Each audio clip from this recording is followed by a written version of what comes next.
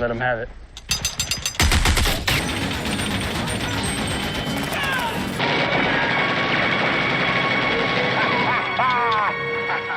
Hollywood loves the Gatling gun. It's featured in countless Western, Civil War, and even steampunk movies, not to mention video games.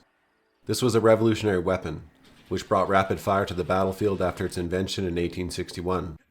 The Gatling gun saw service in the American Civil War and around the world at the height of many colonial conflicts.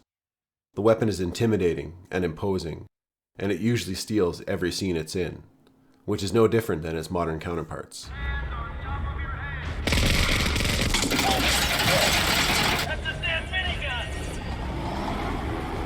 It's unlikely the inventor, Dr. Richard Gatling, knew just how influential his invention would be. It served the United States military for 45 years. To date, the Gatling gun has been featured in over 100 TV shows and movies, some great and some bad.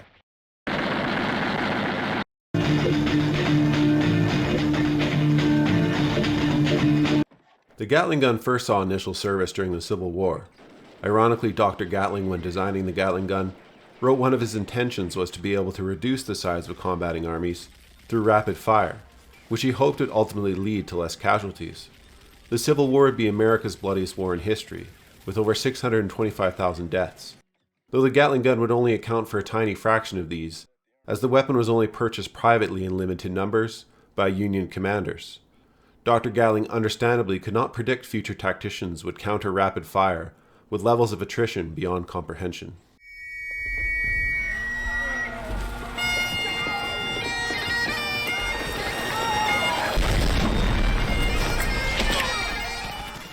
The first foreign use of the Gatling gun would be by the armies of Argentina, Peru, and Canada, who in 1885 used them during the Northwest Rebellion.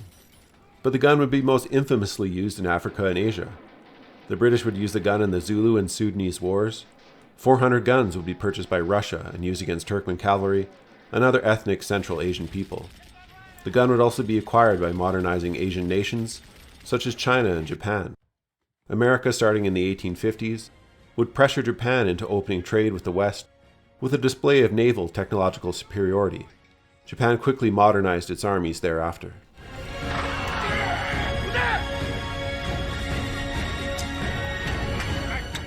Over the life of the Gatling gun between 1862 and 1903, many different variants would be produced. They would all have the same firing mechanism, which is a hand crank rotating between 6 and 10 barrels, each firing once per full rotation. Before the Gatling gun, only mass volley weapons offered anything resembling the Gatling gun's firing power. These weapons needed to be reloaded after every discharge, whereas the Gatling gun had fast methods of being fed ammunition. Gatling guns are gravity fed into a breech through a hopper or simple box magazine, but many different magazines would be developed. Smaller caliber Gatling guns could use the Broadwell drum, which held 240 to 400 rounds. O-drum magazines held up to 500 rounds but were highly prone to jamming. By 1881, Gatling guns could accept 2 rows of cartridges, meaning an empty cartridge could be changed while the gun was still firing, though I'm not sure this would be possible in this contraption.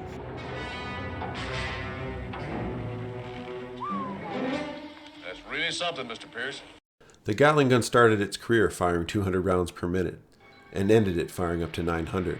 In 1883, the Maxim would become the first fully automatic weapon, effectively replacing it. The Maxim did not require a hand crank, and instead used recoil force to reload itself. This, sir, is the most potent weapon in war. Alright, I'm Johnny. Thanks for watching this video on the Gatling gun. If you like, feel free to expand on the subject in the comment section below. Also, a like and subscribe always helps to support the channel, and we'll see you next time.